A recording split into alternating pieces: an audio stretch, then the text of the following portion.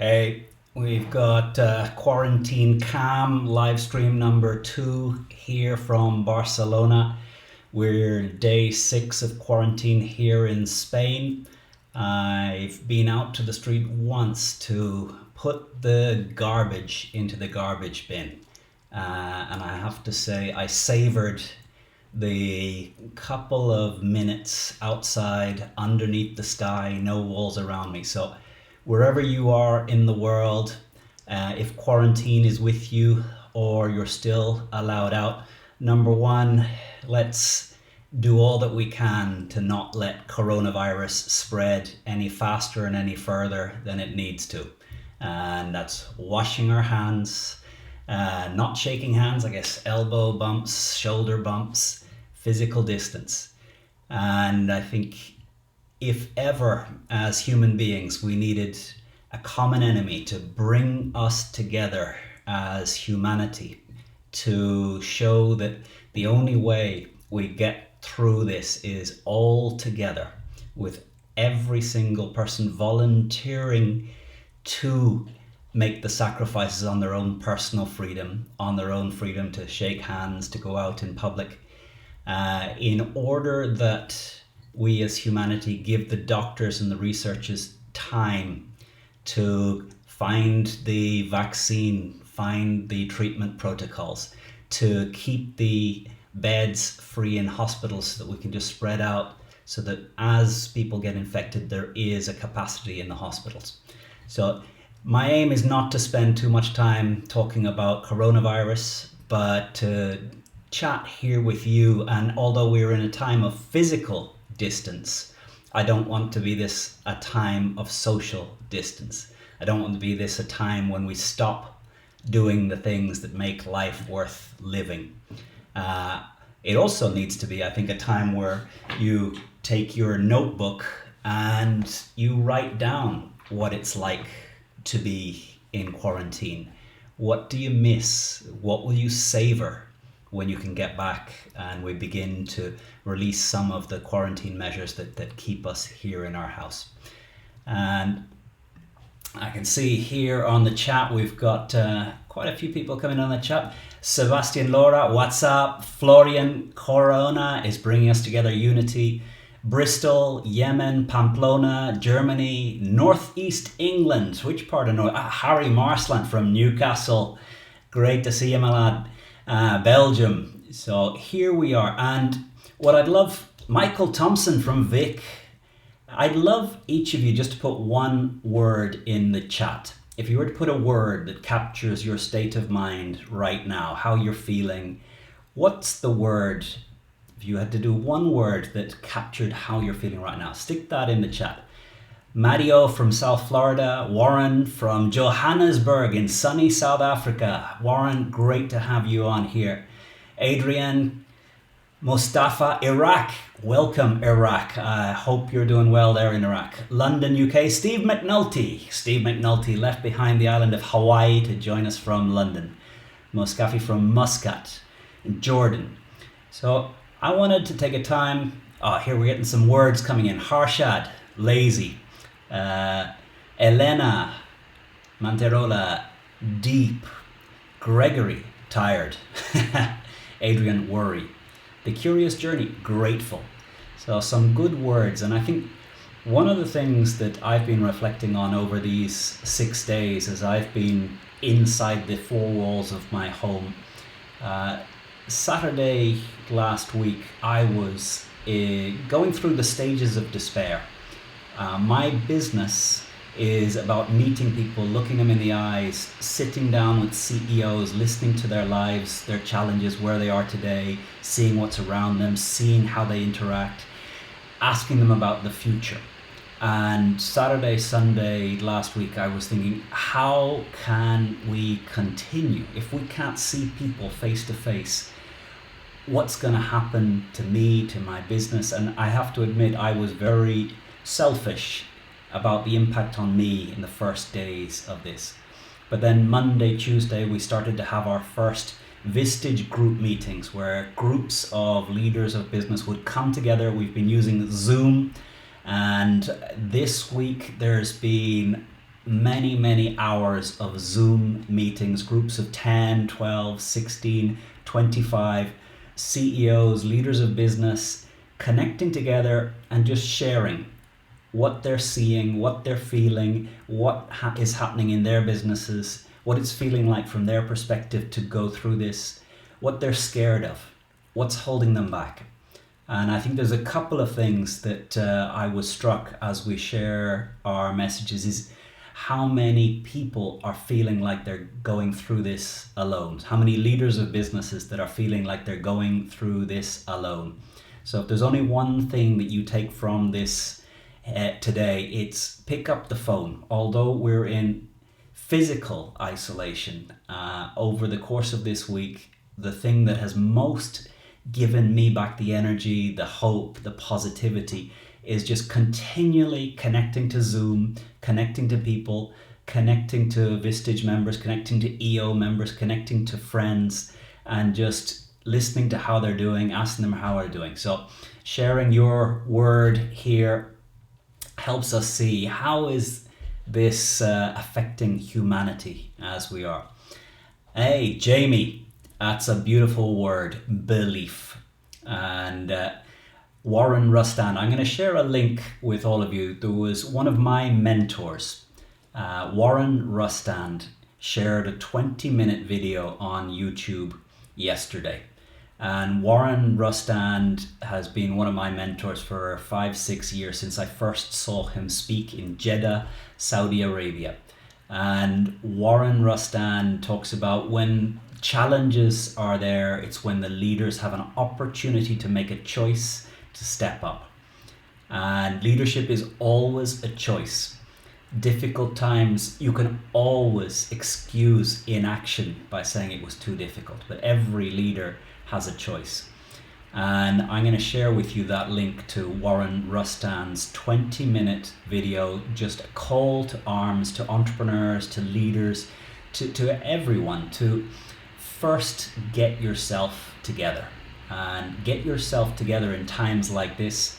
Hey, Florian, productive, I like that. And Florian, just to show you how productive we are being here is some of the homework myself and my kids have been doing to help get Florian and my thinking and creativity in action. Harry Marsland, love that phrase. Be useful, not just noisy. And I hope that's a general expression rather than a comment on what I'm doing right here now. So Warren Rustand, let me take a moment and write that down well so that everyone can get it. Warren, so I'm going to take a moment and write into the chat. Warren Rustand. And Jamie, if you have the link to Warren Rustand's YouTube video, Jamie, if you have that, I wonder if you could share it either with me or with all of the chat, because that 20 minutes from Warren Rustand about how to take care of ourselves, how to get clear, how to really put ourselves in order, and then look at where we're going.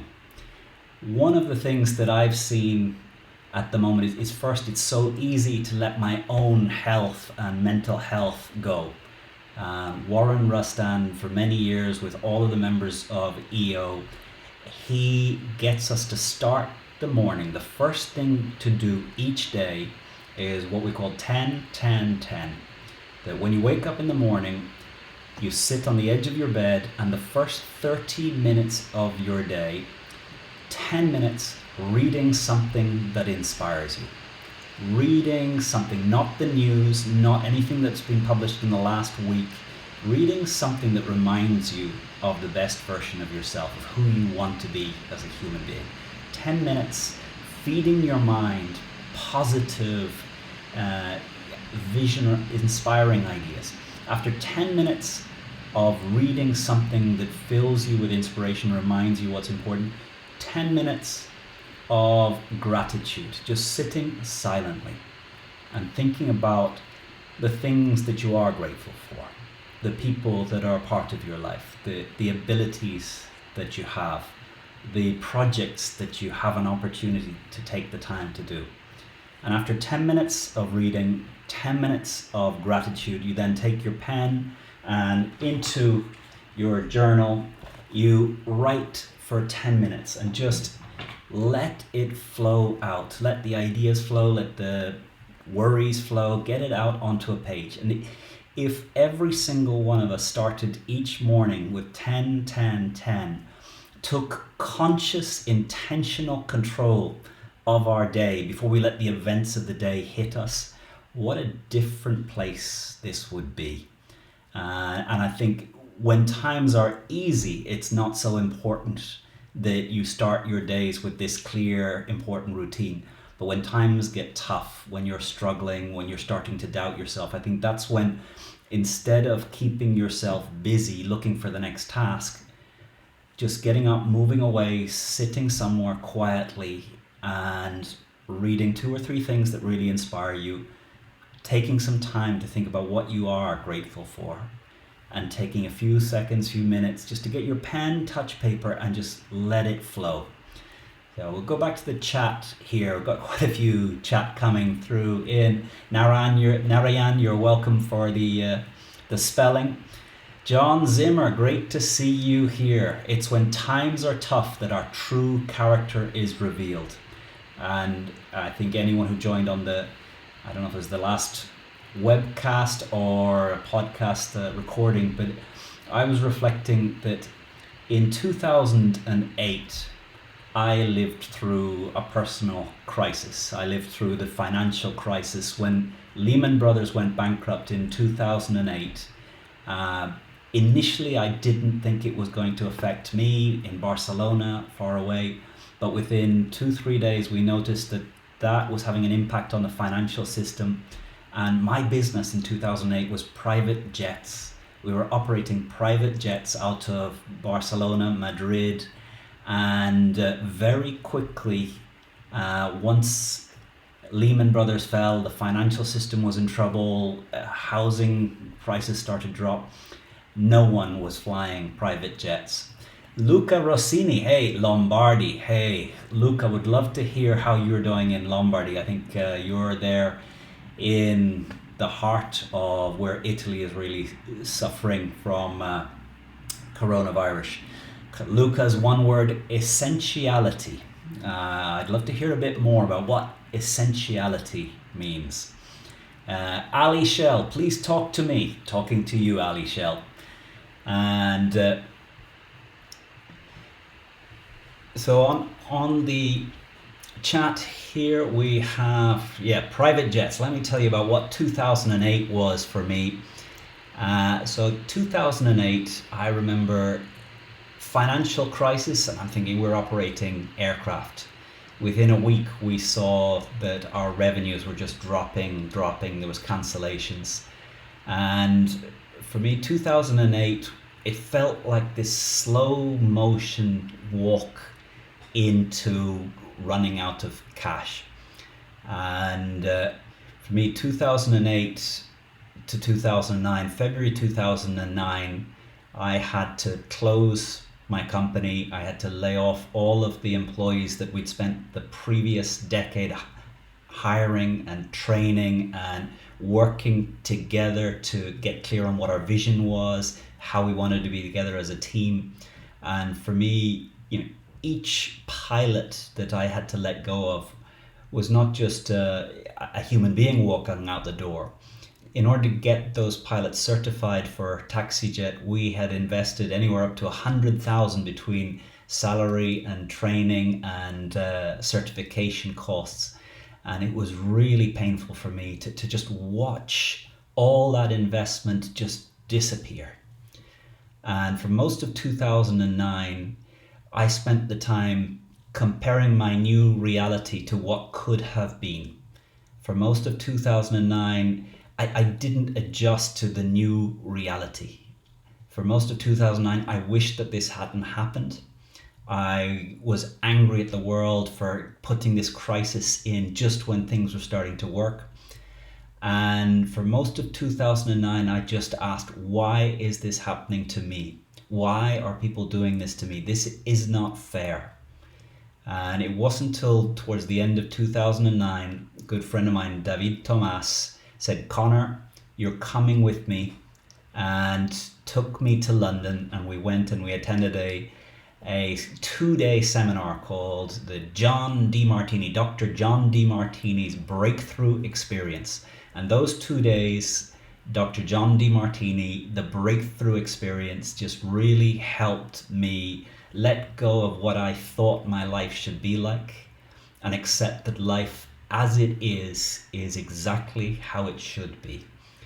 And currently what I have found over this week of I've probably spoken to 100 business leaders in Zoom calls.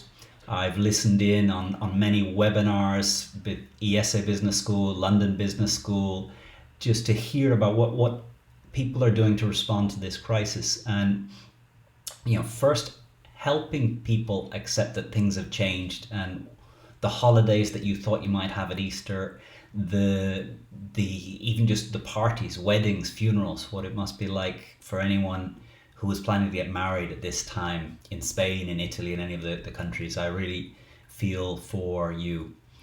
But there's a message that King Solomon shared. And King Solomon, back in the time when he was the wisest ruler of all, he was asked by all of the sultans if there was a phrase that would be true always, a phrase that would be true in good times and in bad, a phrase that no matter what was to happen, it would be true. And the phrase that King Solomon gave was, "This too shall pass." And for me, back in 2008, 2009, one of the wisest things that was given to me, I remember just a friend of mine told me, "Conor, some days you can get through the next year. Think about that, get up and get going. Some days you're going to be struggling to get through the year. Well, think about the next week. And if you can see the next week, get going. Some days you can only see till the end of the day. Some days you can only see the next hour. Some days you can only get through the next 2 or 3 minutes. And there's some days when you're really struggling that all you can do is get through the next moment." And he told me during 2009, "Conor, sometimes you just got to reduce the future and deal with right now." I was watching the movie Frozen 2 with my 4-year-old daughter Sophia. And it's amazing how many messages there are in Frozen 2 for dealing with a crisis, dealing with that everything we know and every way of being is just about to change, and we don't know how it's going to become and what we're going to lose. And Olaf, the little snowman, is giving some advice to Princess Elsa, or Queen Elsa in Frozen 2. And the advice he gives is, "Princess, sometimes when things are all crazy and you just don't know what to do, you've just got to do the next right thing." And I think part of this message is when that 5-year view gets hard, when the 1-year view gets hard, when the 2-week view gets hard, sometimes you just got to get yourself here and now and do the next right thing. And hopefully this next right thing for me is get on a YouTube live stream and connect to all of you from around the world. Michael, for you, miles every day, but carry on walking every day. Absolutely. Armando, pleasure to have you here. Jauma, pleasure to have you on the call. Maria Luisa, tudo bem? Hope all is good in Rio de Janeiro. Dominic Brown, great to have you. So one of the stories that I'll sometimes share in a conference that I think that it captures one of the core things we need to get together as leaders, as human beings, if we want to have a life that has a positive, lasting impact on others. There's a story that Jim Collins shares, and his story is what I call the 20-mile march. And I'll tell you the story here. I often share it in my trainings, and I think it really is an inspirational story for me to remind us how we react in times like this. And the story goes that back in 1908, there was one place that had still not been reached. We had climbed Everest, we had crossed the deserts, we had reached the ends of the Nile and the Amazon. But there was one point on the Earth's surface that had still not been reached by the explorers of the age of exploration, the South Pole. And in 1908, Robert Scott from Great Britain and Roald Amundsen from Norway reached the shores of the Antarctic, and they wanted to be the final great explorer that put their name on the map, put their country's flag into the South Pole, and would become famous. And Robert Scott was more famous, more experienced. And Robert Scott set off on his journey. There was 4 of them, each with a sled behind, carrying 250 kilos of tents and supplies, everything they needed for their journey, 1,600 miles across to the South Pole. And Robert Scott each morning would open up the door of the tent and he would look out.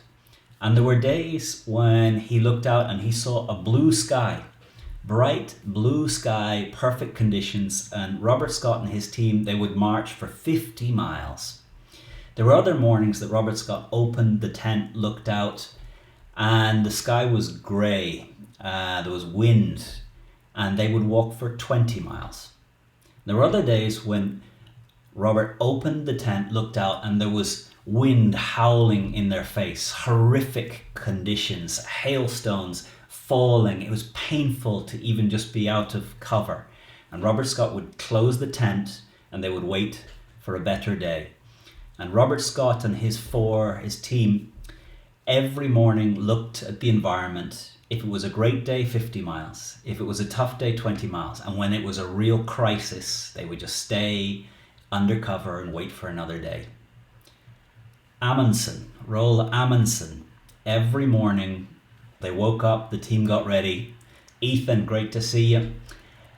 Amundsen, every morning they would pack the tents onto their sleds and they would begin to walk. And they would walk for 20 miles. Every morning they would pack the tents onto the sleds and they would walk for 20 miles. And on the blue sky days, Amundsen and his team would make the 20 miles by lunchtime. And often his team said, we can do more. And Amundsen would say, you've done your 20 miles, rest and repair your skis. On the grey days, it would take them until mid-afternoon, 5 p.m., but they would make their 20 miles. And on the days when the wind was howling, the hailstones were falling, it was painful, it was a real struggle to be out there, Amundsen and his team would do their walking. And it would take them sometimes until the last hour of light, but every day they made their 20 miles. And there's a story that Amundsen and his group reached a point 45 miles from the South Pole. And they woke up that morning and the sky was blue, there was no wind, perfect conditions. The type of day that Robert would do his 50 miles. And this day, they began their journey, and after 20 miles, Roald Amundsen stopped. And the rest of his team begged him. They said, please, we have it here within our reach. After all that we've sacrificed, after all that we've struggled, to have it here so close. We don't know where Robert Scott is. To lose by one day when it's here within our reach. And Amundsen said, you've done your 20 miles, rest and repair your skis. 20 miles day after day. In this story, Robert Scott is almost more famous than Amundsen. Robert Scott lost the race to the South Pole, and Robert Scott and his team lost their lives a few days from reaching a food dump towards the end of their journey. Amundsen and his team made the journey 1,600 miles to the South Pole. They made the journey 1,600 miles back. And they said that they could have kept on going at this rhythm of 20 miles day after day. And this story, for me, captures something very important about the human beings who are really going to stand up in this time when things are tough, when the future is not certain, when there's a lot of doubt and a lot of worry. A lot of critics pointing out what politicians are doing wrong, leaders are doing wrong. So when I in IESE get the chance to sit with the emeritus professors, the professors who've been teaching for 50 years. They've seen 50 years of MBAs, 27, 28, 29 years old, graduate and go out into the world and live a full life. And I ask the emeritus professors, what is it that you can see in a 27, 28-year-old that tells you that that individual is going to make a lasting, positive, major difference in their life? And they never tell me the smartest. They never tell me the best looking. They never tell me the one with the most friends. They never tell me the one who's most charismatic. What they tell me is the one that has their habits of just consistently doing important things day after day after day. Clifford A, so good to see you, Clifford. I love your exercise routines videos. Great to have you on here. So we've got USA, Spain, we've got Vietnam, we've got Iran. What country are you from if you're listening in on this? Where are you from in the world? Carlos, so good to see you, Carlos. It was great to catch up with you in Madrid a couple of weeks ago when we could still sit down and have lunch together and have a conversation and look each other in the eyes.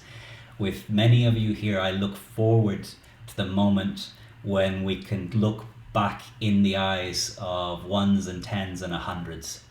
And for me, I think I've got our chat window disappearing here. For me, I'm wearing, as you might see here, my Barcelona football strip jersey.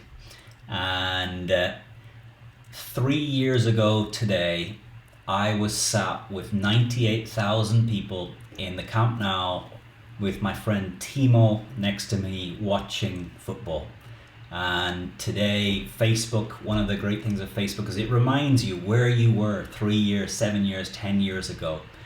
And Facebook told me 3 years ago today, I was with 98,000 football fans in the Camp Nou watching Leo Messi and Barca football team play a game. And I was wondering when we'll get back to be able to have conferences, give speeches, get ourselves together again. And when we do, I will be grateful. And I hope that in this time with the notes that I've taken, I will remain grateful for a long time, because it's often only when things are taken away from me that I quite remember how much importance they have. So Carlos, great, I'll accept that lunch. Barcelona, Romania, Sweden, Egypt, Dubai, Eritrea, fantastic. A la Madrid, Forza Barça. Simon, I hope you're doing some good cooking there. Certainly over the last few days here, myself, my wife, my daughter, we have done a lot of cooking and preparing and chopping together. And I have to say, spending time, a lot of time with my daughter. My 4-year-old daughter, yesterday, she said to me, "Daddy, why do you travel sometimes? Why do you go away?" And I was trying to explain to my 4-year-old why I get on an airplane and go and teach for a week in Uruguay, or go and teach for a week in New York, or in Washington, or in Madrid. And thinking of how do I convey to a 4-year-old that although I love being a significant part of her life, I have an opportunity to connect with many other people and share some of the lessons that I've learned in my life, the lessons that have helped me get through what I lived through in 2008, 2009. And I feel that my mission is not just stay home and do what's easy, but get out and share tools and techniques and inspiration and encouragement for those that need to lead now and in the future. Chicken pot pie, that sounds yummy. John, go, great to have you on here. I hope your parents there are doing well. Republic of Watford, Steve, I'm not clear whether London or Watford. Watford is a very northern place beyond London. So, I've got a friend calling in. Don't know where I've hidden my mobile. Let me just... So, phone calls mid YouTube live. So, Ezequiel Lopez, Argentina. Hey, Argentina. I was trying to decide between my Barca top or my Argentina Messi top. And you'll be glad to see on the back here, I don't know if you can read that, this is my Leo Messi number 10 top.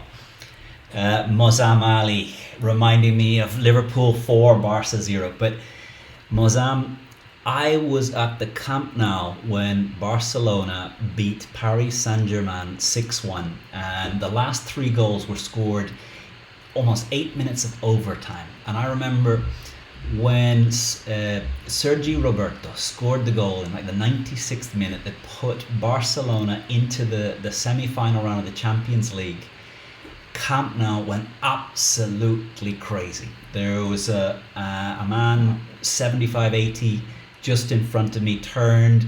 We were hugging everyone. This was not the times of coronavirus. Everyone hugging everyone, and he looked at me and he says, "You have no idea. I've lived for 75 years. I've never ever lived a moment like this. This is incredible." And I thought to myself, I was there with my friend Matthew, and we said, if we never go to a football game again, if I never see a football game again, it's okay. I've experienced this moment, which was a miracle. No one believed at the beginning of the week that Barcelona was going to be able to come back. No one believed at the beginning of the game that Barcelona was really going to be able to come back from a 4-0 deficit. As the game started to go 20-30 minutes in, the positive energy was starting to gather. We were starting to think it's possible. And I remember second half began, there was a couple of early goals and we thought we can do it. And probably 15 minutes from the end, Paris Saint-Germain scored a goal, and I just remember the whole crowd, the energy just went. Because when that goal went in, it meant Barca needed to score 3 more in order to go through. And the crowd lost hope. The crowd just, it felt like we'd been winded. But the team on the field did not stop, did not lose hope. They kept on fighting, they kept on playing. And that gift of watching Sergi Roberto put the ball in the net, 96th minute, I will never forget that moment of being there at the Camp Nou. And I think if, Mohamed, for you, the night that Liverpool beat Barca 4-0 felt as good there at Anfield for the fans, then I am happy for you. Because if 40,000 fans at Anfield felt what 2 years before myself and 98,000 felt at the Camp Nou, then I'm happy. La remontada, absolutely. Istanbul, Pakistan. So Maria saying the quarantine has begun in Brazil. Joe Haslam, teaching online. We have begun, and IESE Business School, where I teach, has gone completely online all of this week. And MBA classes are being taught through Zoom. And MBA classes, the professor is in their home. What IESE has done is send to every professor vinyl stickers, black, that you can put on a wall behind you. Some pens that you can write on that have got high intensity ink that allows it to be read. And the professors are teaching to a screen full of 70 little video windows. One of the rules that we have is everyone must have their video on. And what we're learning this week is some of the protocols of hand raising and interaction. Because in a business school, 60% of the grade in most classes is through participation. It's not through exams, it's not what you know, it's what you're able to contribute in a class when there's 70 participants and a professor, and you can put your hand up, make your statement, justify it and defend it, and help others see your perspective. So for me, switching that level of interaction over to this little screen that we have in front of you, what has struck me is actually how powerful Zoom and video conferencing and Google Teams and all the other things really are today. And teaching online, I think you got to really be prepared. You got to think about how you're going to use the different writing materials. One of the things that I found quite powerful in our Vistage group meetings and in our EO forum meetings is sharing a Word document with the group and being able to use the Word document as kind of a flip chart that everyone can see. And the reason for using a Word document rather than a PowerPoint is it's just very flexible for putting in a table and writing some things down. So what I found this week is I've got much better, and in fact YouTube Live doesn't really give me this tool, or maybe I need to explore a bit more how to share a document so that all of us can be working in a document together whilst we're talking live. And with my family, one of the things that I've discovered is my daughter, who's 13, has been developing some incredible ways of using technology to run quizzes and little games with my parents in Ireland, my other brother in London, and the rest of my family. They're spread out around the world. There's some suggestions. Use a Word document, use Quip. Google Sheets is something I'm testing a bit now, because Google Sheets, I can create a Google Sheet, set it so that anyone with the link can edit it. And then, much like in this chat, share that link. And then everybody has edit access to the same Google Sheet. And then if there's a couple of teams within the group, you can open up different sheets within the Google Sheet document. So I think we're learning very fast this week at IESE in Vistage in Entrepreneurs Organization how to use Zoom, Google Docs, Slack to really coordinate and be able to share and teach.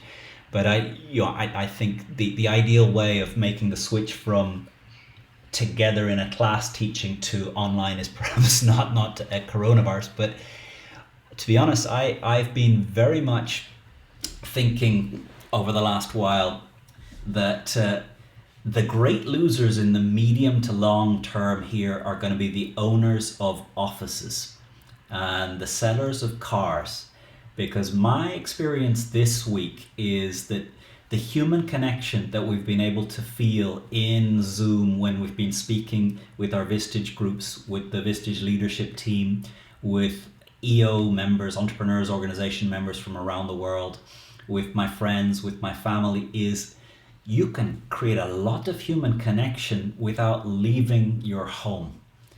And I think there's a lot of paradigms are going to be broken because they're forced to be broken. Do we really need universities to be physical places that people all go? Do we really need offices where everyone sits so that a manager can see who's there and what we're doing?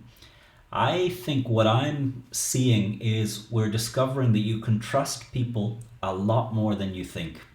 That with the tools we have available, Zoom for me has been incredible this week.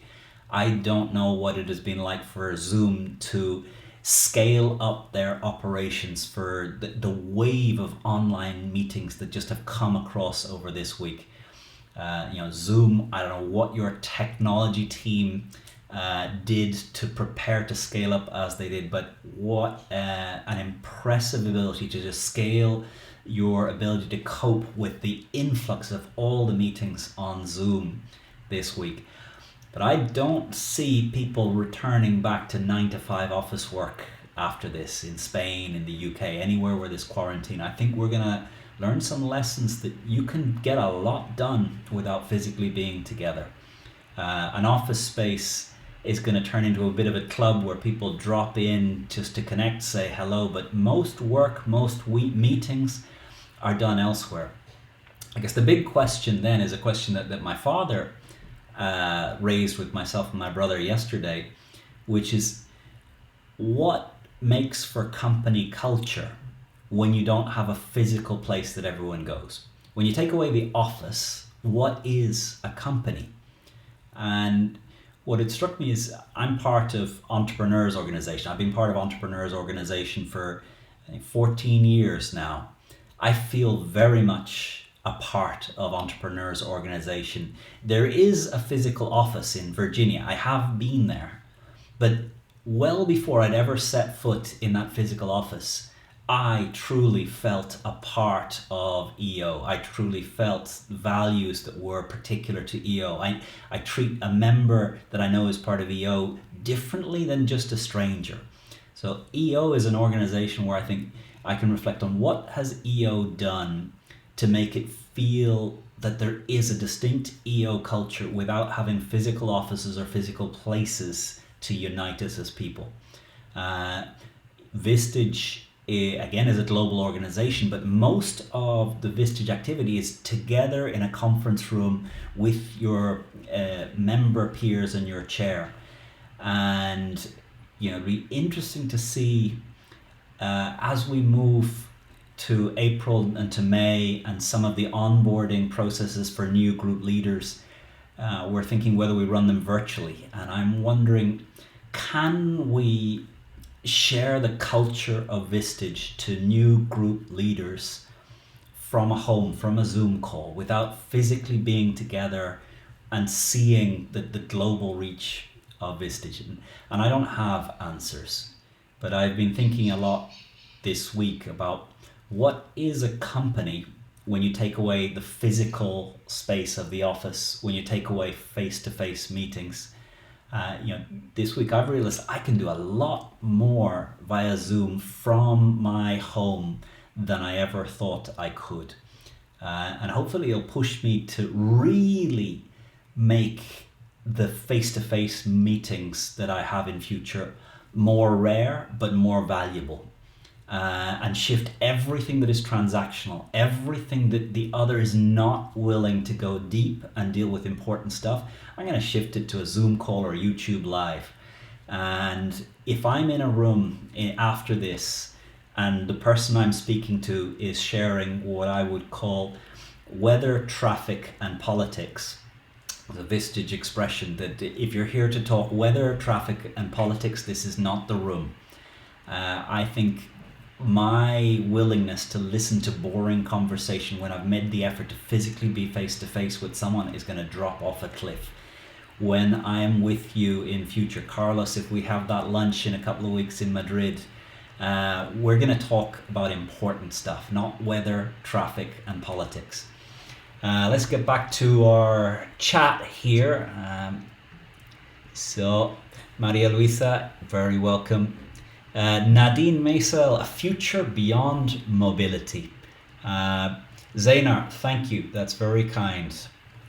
Dominic, I think this is going to accelerate a shift that was already happening to online. And, Uber and Tesla and automatic cars. I wonder how many significant changes in our behavior are going to happen through this that just radically change what the future is. And Greta Thunberg and all of the years of campaigning, coronavirus in 2-3 weeks has reduced our greenhouse gas emissions, has reduced our use of airline travel, has really made us become aware of what's important, what's unimportant. Luca, essentiality, is starting to see what is important and letting go less important things of what we do. Sobriety lets me go a longer way, a time for long-term choices. And I love that idea, Luca. And I know, myself and Luca have had some conversations. Like Luca shared a guest post on my blog a few years ago about some lessons he learned a few years back from a tough thing in the family, but it pushed him to get clear on what's essential, what's important, and let go of the crap. Emran, working from home for the last couple of weeks, and it's amazing that once you started, I realized, what am I missing? How do I make sure in future that my face-to-face meetings are significantly better than something I could have done from the comfort of my own home? Nadine, Javier, a lot of opportunities in front of us. And I guess it's important to remind us that The Chinese character for opportunity is crisis plus possibility. We've certainly got the crisis, whether we see our homes as prisons or see them as time to create new projects for ourselves, to strip out all the crap that used to fill our lives, to focus on the people and the projects that really matter. It's up to us. It's up to our decision. I can see this as a prison, or I can see this as an opportunity. Jamie, so Jamie, your company decided to go remote in 2009, never looked back. And I guess learning to trust people virtually, and maybe that's something that I have a question for myself. Vistage, EO, the way I teach in IESE Business School, in EM in Uruguay, in Global Leadership Academy in Washington, the way I teach is very much about creating within the room where I'm physically present a set of common rules about holding each other accountable, taking risks, learning from our actions, supporting others, encouraging others. And I think with our EO forum, I had my EO forum meeting this week, and what a great conversation, great group of human beings really connecting. But I wonder, how is it going to be to bring a new member into an existing group when it's virtual? How is it going to be to create a new trusting relationship when it's virtual? With my brother yesterday, we were talking that sometimes when someone travels to meet you, it's a demonstration of how important it is for you. And how do we, in the online medium, give that same signal? That if I was willing to travel to London just to meet you, there's an important message being shared in the fact that I was willing to give 2 days of my life for half an hour with you. And sometimes I use this signal with people, that I travel just to spend time with them. Having a chat with my parents here in Zoom, it doesn't send that same message. I can say the same words, but it doesn't send the same message of, you are so important to me that I'm willing to physically get myself there and spend my time with you. So I've got some good questions coming in. Nadine, can you, or anyone here, recommend any tool for facilitating very physical, interactive and hands-on workshops online? So Nadine, what I've been trying out this week, one is in Zoom sharing a Word document and using it as a kind of common flip chart. The second thing that I've had a bit less experience with, but we've tried out a little bit, is having a shared Google document. And in our case, what we've been using is Google Sheets. Go and edit the settings so anyone with the link can edit.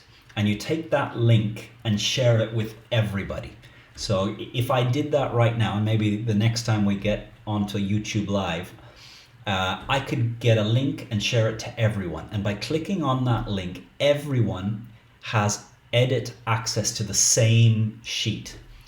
And I think, Nadine, that possibility opens up some things that I don't think we've even explored just yet. We're going to find ways of using technology that was never predicted or expected or planned. And I think that's very often the way with technology, that what the intent of the designers of a technology is and how human beings discover ways of using it end up being quite different.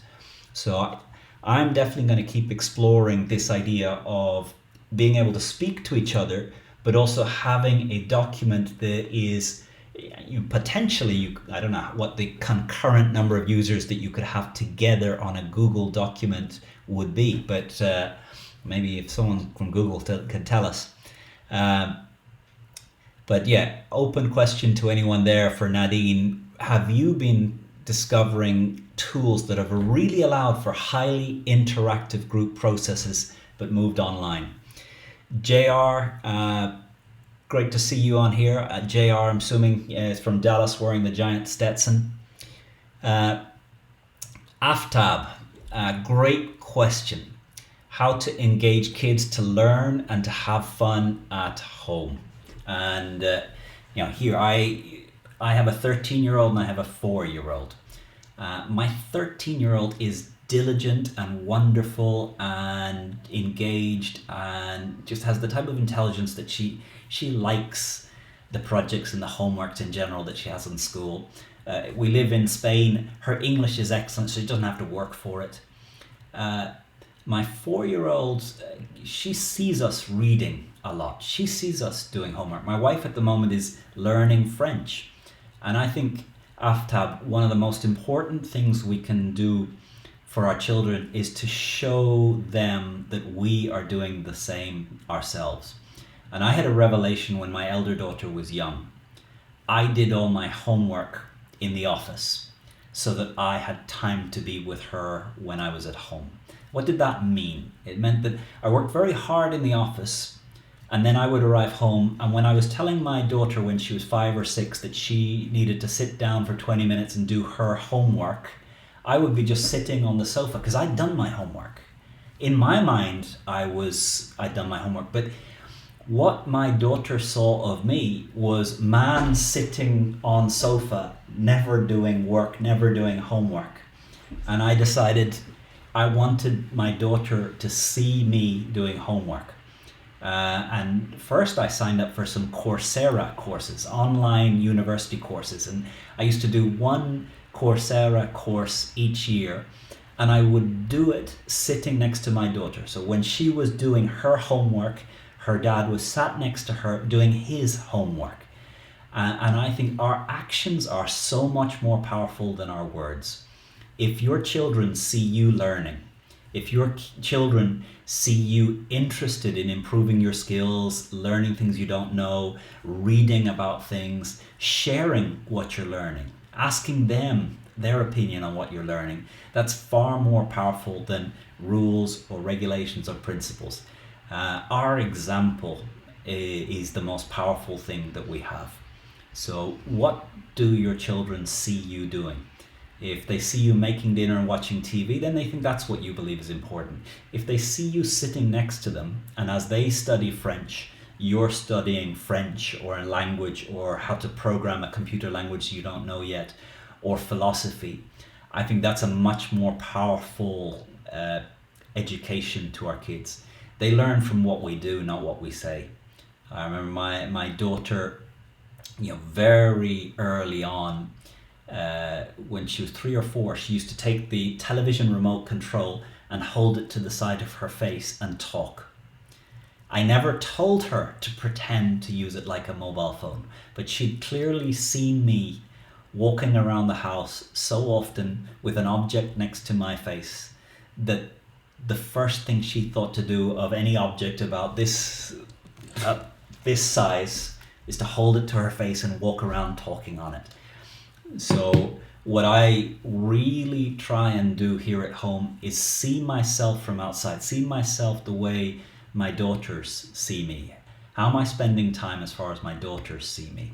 But after a wonderful question, the other thing I have changed as a teacher, and probably this is more consciously with executive MBA students than with my daughters, is years ago, 15, 16 years ago, I thought it was my role to share tools and information. And this guy here, if you can see, Aristotle. I channel Aristotle. And years ago, my way of teaching was PowerPoint slides full of information, full of structures, full of tools, and explain them to the class day after day after day.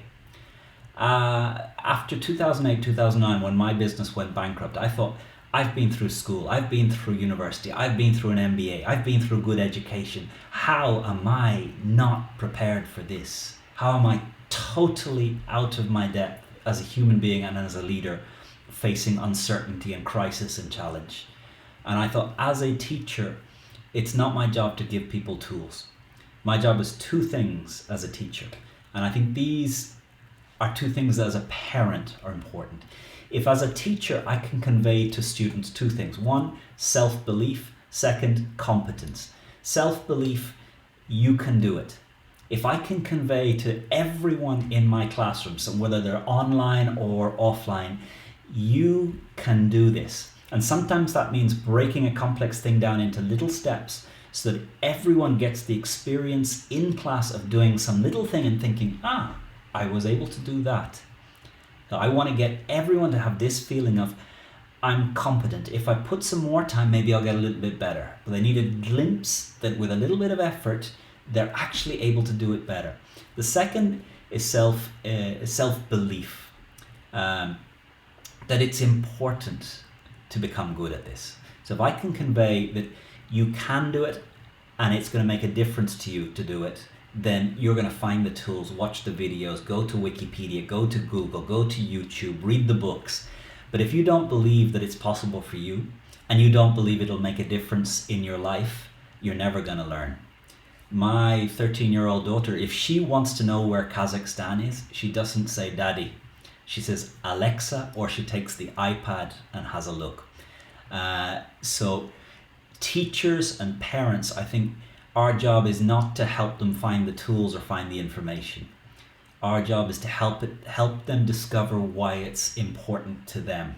Help them discover that they are more capable than they've ever thought they were, and that with a little bit of effort they can make great improvement. This last few days we've been setting up our dinner table as a ping pong table. I've been teaching my 4-year-old how to play ping pong, and initially there was a lot of excitement getting this set up and saying, wow, this is just like in Auntie Dee's house. But day one, she wasn't instantly a pro Olympic ping pong player. She was a bit frustrated. And after a few minutes day one, she was feeling like she can't play, she's no good. And I was saying, no, you have to practice to get good. You have to practice to get good. With practice, you'll get good. And day two, I said, you want to play ping pong? No, I'm not good. And I had to stop and really think about what the experience of ping pong was for her. A lot of excitement, and her initial excitement very quickly was disappointment, and she realized she had no skill. And so day two, there was no ping pong. She didn't like it, didn't want to play. It doesn't feel good to play something you're no good at. So day three, we set it up smaller, and I was just throwing the ball and saying, just say bounce when it bounces. Bounce, hit. Just say bounce when it hits, and simplifying down to the stage. Today we were playing ping pong again, and you can see she understands that she's not a pro yet. There's a journey, but day by day, those little things are improving, and it's fun. So she's starting to get those two things. One, see that with little bits of practice, she's getting better and better and more capable. And wow, this is fun. When you get a rally going, it's really enjoyable. And I think it's not just ping pong that's like that. It's French, it's Spanish, it's learning English, it's learning maths. If you do a maths sum and you are stuck and you can't, and you put it away, and that's the feeling you have that I can't do it, you will never do maths again. So I think it's so important to find a way of allowing our children, our friends, everyone around us to see that with a little bit of effort they are competent, and that if they put this effort in a day, in a week, in a month, in a year, the impact on their life, the value it's going to bring into their life is going to be so much more. So we're coming up to my last minute here. It's been wonderful to have you on here. I think we might have lost sound there, so we're gonna have to cut off now. My friend Florian Mueck, his live stream begins in 60 seconds. So if you've enjoyed this conversation here with me, I would say switch over to Florian Mueck. I will see if I can dig out the link, and then we can close up this podcast. And I believe we've had some sound problems in the last while, so let me find the link and see if I can share a link to the Florian Mueck live screen. And I wonder, do you crash YouTube if you run a live stream while you're having a live stream? So let me share you the link, and we'll say goodbye. And where's my chat gone? Right. There's the link to the Florian Mueck podcast to live stream. I'm going to switch now over to Florian Weck's live stream. I hope to see some of you over there. We'll be checking out what happened to the sound there in the last few minutes. Thanks to those in the chat just letting me know that the sound just happened off. Ethan, have a great one. Maria Luisa, Steve McNulty, Christian, que bien. Right, over to Florian's. Have a great one. Ending stream.